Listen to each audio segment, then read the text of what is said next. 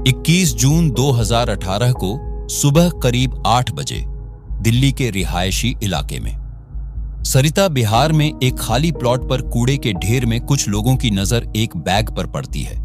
उसके जस्ट पास में ही एक बड़ा सा कार्टून बॉक्स भी पड़ा था। हालांकि कचरे के ढेर में ऐसी चीजों का पड़ा होना एक आम बात मानी जाती है, लेकिन इन दो चीजों ने लोगों का ध्यान अपनी तरफ इसलिए खींचा क्योंकि उस बॉक्स में से आ रही तेज बदबू की वजह से। उसके आसपास से गुजरने वाले लोग उस बदबू से बहुत ही ज्यादा परेशान हो गए थे और जब लोगों को शक हुआ तो उन्होंने इसकी सूचना पुलिस वालों को दे दी। कुछ ही मिनटों में दिल्ली पुलिस भी मौके पर पहुंच गई, लेकिन जैसे ही उस बैग को और उस कार्टून बॉक्स को खोला गया तो पुलिस वालों के भी होश उड़ गए, क्योंकि उस कार्टून बॉक्स में एक लड़की की लाश थी और वो भी 7 अलग अलग टुकड़ों में। हाथ, पैर, सिर, गर्दन, यानी कि सब कुछ अलग अलग था। पुलिस ने लाश को बरामद करते ही उसे पोस्टमार्टम के लिए भेज दिया, लेकिन जिस तरह से लाश को 7 अलग अलग टुकड़ों में काटकर बैग और कार्टून बॉक्स में भरकर फेंका गया था, उससे ये तो साफ हो गया था कि ये मामला कोई आम मामला नहीं है, बल्कि ये कत्ल का मामला है।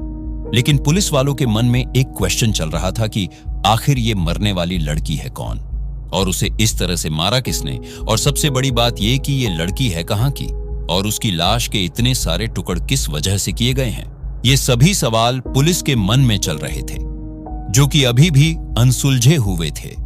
पुलिस वालों को इन सभी सवालों के जवाब जानने के लिए और कातिल तक पहुंचने के लिए सबसे पहले ये मरने वाली लड़की की पहचान करनी जरूरी थी। लेकिन पुलिस के सामने सबसे बड़ी प्रॉब्लम ये थी कि आसपास के इलाके में रहने वाले लोगों से पूछताछ करने पर और साथ ही उस बैग और कार्टून की पूरी कहानी बताने के बाद भी मरने वाली लड़की की कोई पहचान नहीं हो पाई थी। यहां तक कि उस लड़की ने जो कपड़े पहने हुए थे, पुलिस ने आसपास के लोगों को वो कपड़े भी दिखाए, लेकिन फिर भी कहीं से कोई भी सुराग नहीं मिल सका। इसके बाद आसपास के इलाके के तमाम गुमशुदा लोगों की लिस्ट तैयार की गई, लेकिन फिर भी कहीं से कुछ भी पता नहीं चला। इसी तरह कोशिश करते करते कई दिन बीत गए, लेकिन फिर अचानक जांच के दौरान पुलिस की नजर एक ऐसी चीज पर पड़ी जिससे पुलिस को लगा कि शायद इससे मरने वाली लड़की के बारे में कोई सुराग मिल सकता है। दरअसल कातिलों ने जिस कार्टून बॉक्स में लाश के टुकड़े भरकर उस कूड़े के ढेर में फेंके थे, उस बॉक्स पर एक कोरियर कंपनी का एड्रेस लिखा हुआ था। तो पुलिस ने सोचा कि हो सकता है शायद इस एड्रेस से ही कोई सुराग मिल जाए। इसलिए पुलिस की एक टीम बिना लेट किए तुरंत गुरुग्राम में स्थित उस कोरियर कंपनी के ऑफिस पर पहुंची। वहां पहुंचकर पुलिस ने उस कंपनी के अफसरों को उस कार्टून बॉक्स की फोटो दिखाई। इत्तेफाक से कोरियर वालों ने उस बॉक्स की पहचान कर ली। उन्होंने बताया कि इस तरह के कार्टून बॉक्स में उनके एक कस्टमर ने यूएई से एक पार्सल बुक करवाया था और उस कस्टमर का नाम था जावेद अख्तर। इसके बाद कोरियर वालों के बताए हुए पते पर पुलिस तुरंत जावेद अख्तर के घर अलीगढ़ पहुंचती है।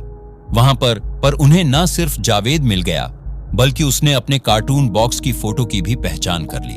पूछताछ करने पर जावेद ने बताया कि उसने 3 साल पहले ऐसे ही कई कार्टून बॉक्स में यूएई से जरूरत का कुछ सामान मंगवाया था। उनमें से कुछ बॉक्स तो उसने अपनी नौकरानी को दिए थे और कुछ बॉक्स उसने दिल्ली के शाहीन बाग वाले अपने घर में रखवा दिए थे। जावेद अख्तर ने बताया कि शाहीन बाग वाले उस मकान में कुछ लड़के किराए पर रहते हैं। इसके बाद पुलिस तुरंत दिल्ली के शाहीन बाग पहुंची, क्योंकि अब पुलिस की सारी उम्मीदें जावेद अख्तर की नौकरानी और उसके शाहीन बाग वाले मकान पर टिकी हुई थी। यानी पुलिस को जो भी सुराग मिलना था वो इन्हीं 2 जगहों से मिलना था।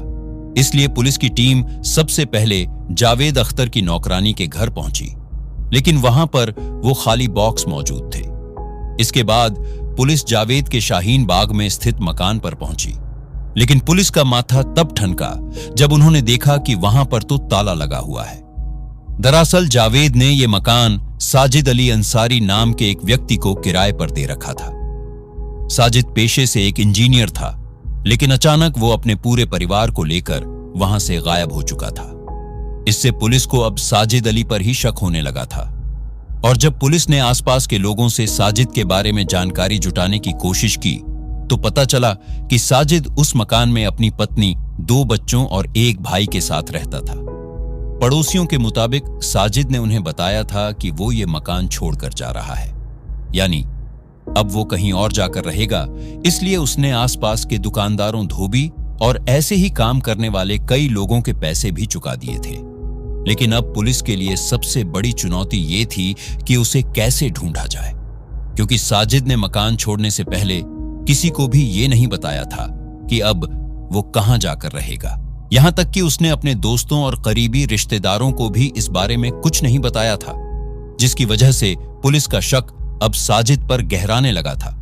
लेकिन उस लड़की के कत्ल का राज जानने के लिए पुलिस को अब हर हाल में साजिद अली अंसारी तक पहुंचना जरूरी था। साजिद का पता लगाने के लिए पुलिस ने शाहीन बाग में दुकानदारों और पड़ोसियों से पूछताछ करनी शुरू की। इस पूछताछ में पुलिस को एक बहुत बड़ी कामयाबी मिली। पुलिस को पता चला कि साजिद का बड़ा भाई हसमत अली अंसारी भी शाहीन बाग में ही रहता है, लेकिन उसका मकान साजिद के मकान से थोड़ी दूरी पर है। हसमत के बारे में पता चलते ही पुलिस बिना देरी किए तुरंत उसके घर पर पहुंचती है। पुलिस को न सिर्फ हसमत बल्कि इत्तेफाक से साजिद भी वहीं पर मिल गया। लेकिन अब सवाल यह था, क्या साजिद ही वो व्यक्ति है जिसने उस लड़की का कत्ल किया था?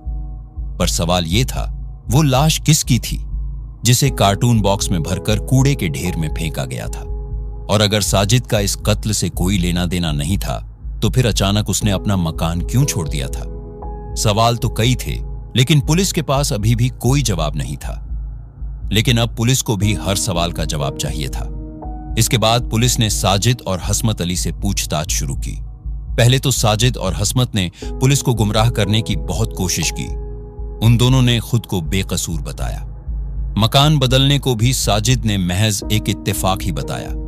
लेकिन जब पुलिस ने उन्हें वो कार्टून बॉक्स और बैग दिखाए, तो जल्द ही सच्चाई सामने आ गई। उस कार्टून बॉक्स और बैग को देखकर साजिद की जुबान लड़खड़ा लगी, जिसके बाद कड़ाई से पूछताछ करने पर उसने अपना जुर्म स्वीकार कर लिया कि उस लड़की का कातिल कोई और नहीं बल्कि वही है, और वो लड़की भी कोई और नहीं बल्कि उसकी पत्नी राजबाला उर्फ जूही अंसारी थी। लेकिन सबसे बड़ा सवाल यह था कि आखिर साजिद ने अपनी ही पत्नी की जान क्यों ली, और कत्ल करने के बाद उसे टुकड़ों में काटकर क्या उसने अकेले ही ठिकाने लगाया था, या फिर इस काम में उसके साथ कोई और भी शामिल था? अब साजिद पुलिस की गिरफ्त में था और वो अपना जुर्म भी स्वीकार कर चुका था। लेकिन उसने अपनी पत्नी के कत्ल की जो वजह और तरीका बताया, उसने पुलिस वालों का भी दिमाग घुमा कर रख दिया। दरअसल इस घटना से करीब 7 साल पहले, यानी साल 2011 में बिहार के चंपारण की रहने वाली राजबाला के मोबाइल पर साजिद का फोन आया। ये एक रॉन्ग नंबर था। उस समय राजबाला उर्फ जूही न तो साजिद को जानती थी और न ही कभी उसने साजिद को देखा था। अब इसे एक इत्तेफाक कहें या फिर जूही की बदकिस्मती, लेकिन उनकी किस्मत में उन दोनों का मिलना लिखा था। तो उसी दौरान जूही को रॉन्ग नंबर वाले साजिद से प्यार हो गया। फोन पर बातें करते करते साजिद और जूही दोनों एक दूसरे से इतना प्यार करने लगे थे कि बात शादी तक पहुंच गई, और अब वह दोनों शादी करना चाहते थे। लेकिन उन दोनों का ताल्लुक अलग अलग धर्मों से था। साजिद एक मुस्लिम लड़का था, तो वहीं राजबाला हिंदू धर्म से बिलोंग करती थी। इसलिए जूही के परिवार वालों ने साजिद के साथ उसकी शादी करने से साफ इनकार कर दिया था। लेकिन उन दोनों ने जूही के घर वालों के खिलाफ जाकर लव मैरिज कर ली। इसके बाद वो दोनों किराए के मकान में रहने लगे। साजिद एक मिडिल क्लास फैमिली से था।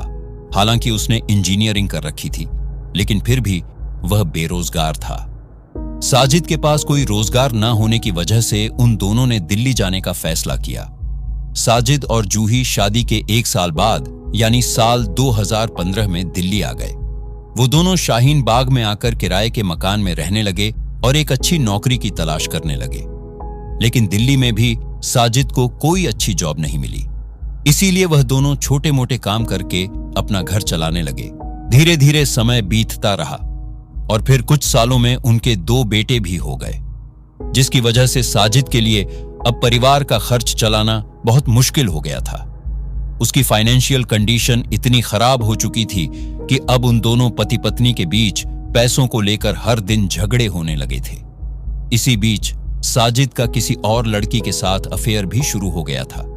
एक दिन ये बात भी किसी तरह जूही को पता चल गई, जिसकी वजह से उन दोनों के बीच फिर से झगड़ा शुरू हो गया। साजिद रोज रोज के झगड़ों से इतना तंग आ चुका था कि अब उसने जूही को ही अपने रास्ते से हटाने का फैसला कर लिया। पत्नी से छुटकारा पाने का फैसला कर चुके साजिद ने उस रात कत्ल की पूरी प्लानिंग और तैयारी पहले से ही कर रखी थी। उसी प्लानिंग के तहत साजिद ने अपने दोनों बच्चों को बड़े भाई हसमत के घर पर छोड़ दिया था, ताकि उनकी गैर मौजूदगी में वो उनकी मां की आसानी से कत्ल कर सके। हालांकि पति पत्नी के बीच झगड़े किस घर में नहीं होते हैं, लेकिन उस दिन जूही को नहीं पता था कि अपने पति साजिद से झगड़ा करना ही उसकी मौत की वजह बन जाएगी। रोज रोज के झगड़ों से तंग आ चुके साजिद के दिमाग में तो उस रात कुछ और ही चल रहा था। उस रात घर पर साजिद और जूही अकेले थे, लेकिन अब जूही की जान लेने के लिए भी साजिद को एक वजह चाहिए थी। उसके लिए साजिद ने उस रात खुद ही जूही के साथ झगड़ा करना शुरू कर दिया। उस रात पहले तो उन दोनों में जमकर कहासुनी हुई, और फिर साजिद ने वही किया जो उसके दिमाग में पहले से ही चल रहा था। वो अचानक अपनी जगह से उठा और उसने पूरी ताकत से जूही का गला दबाना शुरू कर दिया, जिसकी वजह से चंद मिनटों में ही जूही की जान चली गई। लेकिन अब साजिद के सामने चुनौती ये थी कि अपनी पत्नी की लाश को कैसे निपटाया जाए, क्योंकि यह उस अकेले के बस की बात नहीं थी। और इस तरह 5 फुट 2 इंच की जूही अब 3 फुट के कार्टून और 1 फुट के बैग में पैक हो चुकी थी। लेकिन अब उन दोनों भाइयों के सामने चुनौती ये थी कि अब उन्हें लोगों की नजरों से बचकर उन टुकड़ों को ठिकाने लगाना था।